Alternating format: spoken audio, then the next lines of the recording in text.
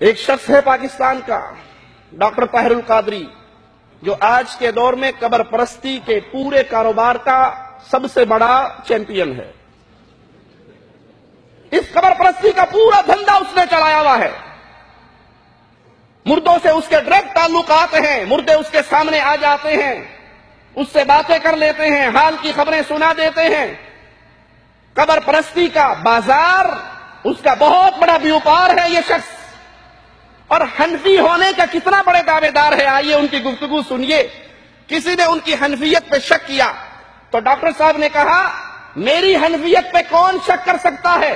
ارے تم تو ایسے ویسے حنفی ہو، میں 15-20 سال عالم رؤیا میں خواب کی حالت میں ابو حنیفہ سے دین سیکھتا ہوں۔ میری حنفیت کا عالم تو یہ ہے کہ میں نے تو عالم رؤیا میں کوئی 15-20 سال کے لگ بھگ عرصہ امام اعظم رضی اللہ تعالیٰ عنہ کی شاگردی کی، آپ سے پڑھا ہوں عالم رؤیا میں، براہ راست تلمذ کا شرف ملا ہے عالم رؤیا میں بطریق منام۔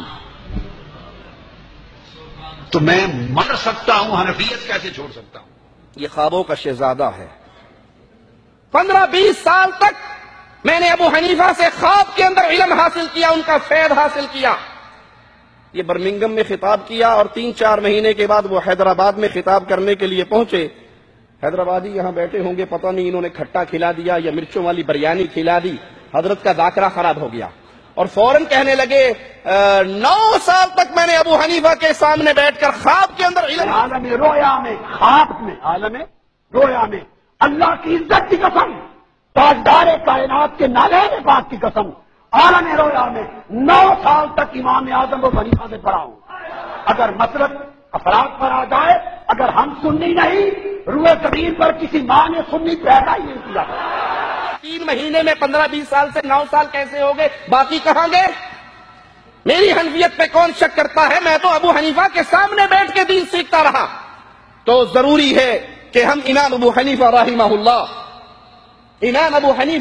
اللہ ان کے عقیدے کو سیکھیں، ان کے عقیدے کو سنیں، ان کے عقیدے کو بیان کریں، اور پھر ان قبر پرستوں کو سنائیں کہ اللہ کی قسم اس قبر پرستی کے سارے دھندے سے، اس بدعقیدگی کے سارے کاروبار سے ابو حنیفہ رحمت اللہ علیہ کا کوئی تعلق۔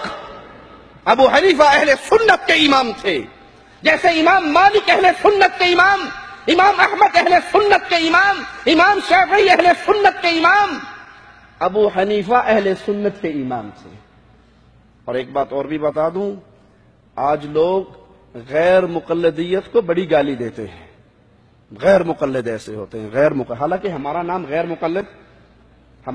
مقلد اور مقلد کی الٹ بھی غیر مقلد ہوتی ہے۔ ابھی دن ہے یا رات؟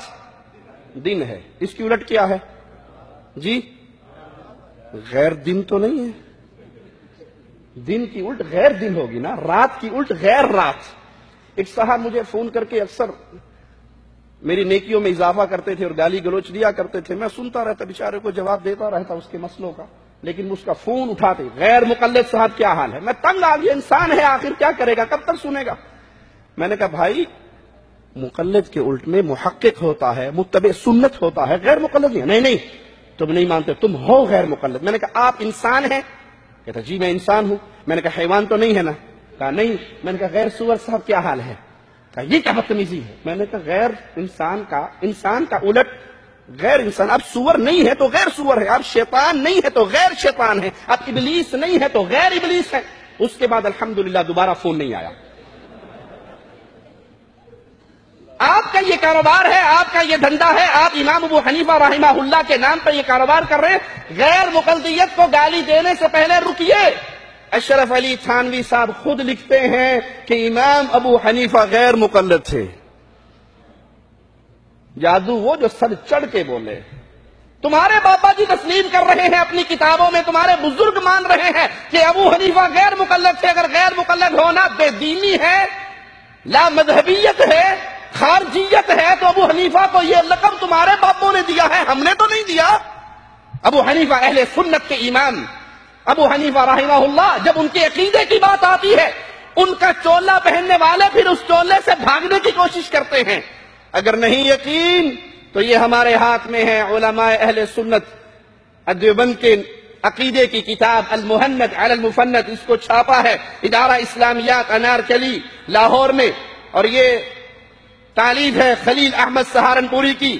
اس کے اندر وہ سوالوں کا جواب دیتے ہوئے پہلے سوال کا جواب دیتے ہیں، آئیے سنیے، ہم اپنے پاس سے نہیں کہتے، آپ کی کتاب سے آپ کے حضرت کی لکھی بھی عبارت سناتے ہیں۔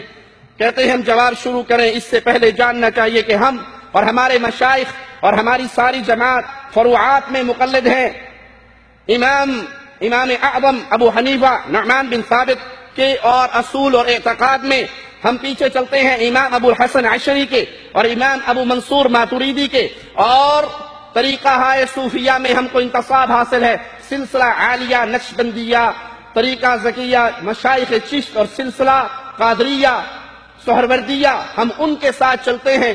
صرف مسائل ابو حنیفہ رحمہ اللہ سے لیتے ہیں، عقیدہ ابو حنیفہ سے نہیں لیتے، ابو منصور ماتریدی سے لیتے ہیں۔ ابو حنیفہ رحمہ اللہ کے عقیدے میں کیا خرابی تھی جو آپ نے ان کو چھوڑ دی؟ ایک طرف تو دعویٰ ہے کہ امام ابو حنیفہ رحمہ اللہ امام اعظم ہے، بھائی امام اعظم کے عقیدوں سے اختلاف کیا ہے؟ ان کو چھوڑ کے کسی اور کے در پہ عقیدہ سیکھنے کے لیے آپ کیوں گئے؟ کیوں ابو منصور ماتریدی کے پیچھے چلے اور کیوں اشعریوں کے پیچھے چلے؟ ابو حنیفہ رحمہ اللہ کا عقیدہ کیوں نہیں لیا؟ اس لیے کہ ابو حنیفہ رحمہ اللہ عقائد کے معاملے میں اکثریت ان کے اقوال اہل الحدیث کے موافق ہیں، اہل السنہ کے موافق ہیں۔